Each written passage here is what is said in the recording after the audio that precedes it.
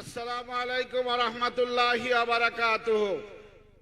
নাহমাদুহু ওয়া নুসাল্লি আলা রাসূলিহিল কারীম, আম্মা বাদ। বাংলাদেশ জামাত ইসলামী বরিশাল মহানগরী এবং জেলা শাখার যৌথ আয়োজনে আজকের এই বিশাল কর্মী সম্মেলনে আমাদের মাঝে প্রধান অতিথি হিসেবে উপস্থিত আছেন বাংলাদেশের 18 কোটি মানুষের আশা আকাঙ্ক্ষার প্রতীক, বাংলাদেশের ন্যায় ইনসাফ প্রতিষ্ঠার অকুতোভয় সৈনিক, বাংলাদেশের মানুষের প্রাণপ্রিয় নেতা, বাংলাদেশ জামাত ইসলামীর সম্মানিত আমির জনাব ডাক্তার শফিকুর রহমান, উপস্থিত আছেন জাতীয় এবং স্থানীয় নেতৃবৃন্দ।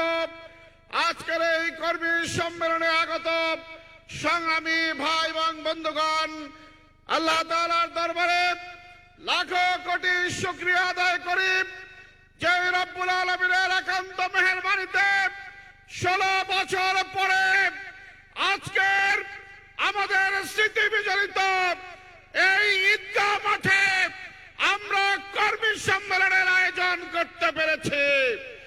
এই মাঠটি আমাদের আবেগের মাঠ। এই মাঠে তাফসীর করেছেন কোরআনের পাখি বিশ্ববরেণ্য আল্লামা দেলোয়ার হোসেন সাঈদী সাহেব। সেদিনকার মেয়র সাহেবকে পাশে বসিয়ে এই মাঠের সৌন্দর্য বর্ধনের জন্য তিনি আবেদন জানিয়েছিলেন।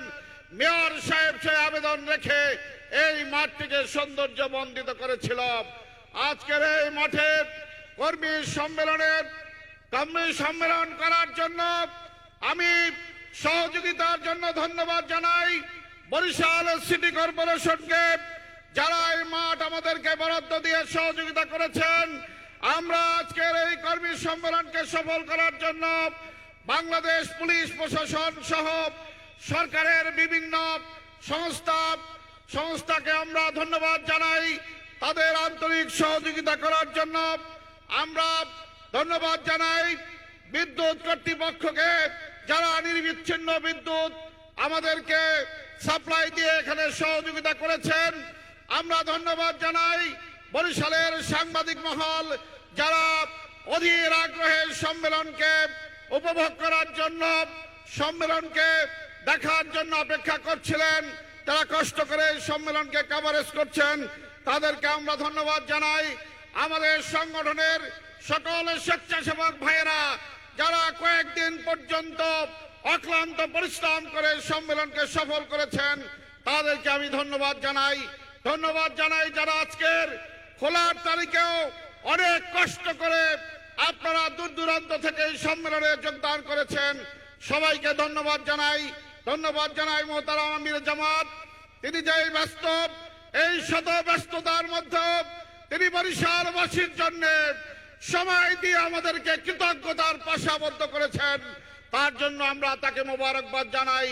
সম্মানিত কর্মী ভাইরা, আজকের এই সম্মেলনে এখনই আমির জামাত বক্তব্য রাখবেন। তার আগে আমি আমির জামাতের উদ্দেশ্যে আমার কিছু নিবেদন করতে চাই। সম্মানিত আমির জামাত, এই বরিশাল একটি ভাটির দেশ নামে খ্যাত। নদী নালা দ্বারা বিচ্ছিন্ন আমাদের এই বরিশাল জেলা। এখানে পদ্মা সেতুর মাধ্যমে আমরা রাজধানীর সাথে আমাদের যোগাযোগ উন্নয়ন হলেও এখনো বাবুগঞ্জ মিরগঞ্জ সেতু সময়ের দাবি। এই সেতুটি না হলে বুলাদ্বীপ, হিজলা, মেহেন্দিগঞ্জ 3টি উপজেলার মানুষের এই সেতুটি হলে উপকার হয়। সেই সেতুটি আপনাকে আমরা আশা করি আগামী দিনে বাংলাদেশের মানুষ আপনার হাতে এদেশের লাল সবুজের পতাকা তুলে দেবেন ইনশাআল্লাহ। সেদিন আপনার কাছে আমরা প্রত্যাশা করব আপনি আমাদের দিকে লক্ষ্য রাখবেন, আমাদের সেই বাবুগঞ্জ মুলাদি সেতুটি যাতে নির্মিত হয়। আমাদের মেহেন্দিগঞ্জ উপজেলা গোটা ভূখণ্ড থেকে বিচ্ছিন্ন একটি উপজেলা, কিভাবে এই উপজেলাকে জেলার সাথে এই ভূখণ্ডের সাথে মিলন করানো চায়, আপনি সে ব্যাপারে নজর দিবেন আমরা আশা রাখি। ভোলায় গ্যাস আছে, সেই গ্যাস যদি বরিশালে সাপ্লাই দেওয়া হয় তাহলে বরিশালের অনেক উন্নয়ন করা সম্ভব। আজকে গ্যাস না থাকায় বরিশালে কোনো কলকারখানা নাই, মানুষের কর্মসংস্থান হচ্ছে না।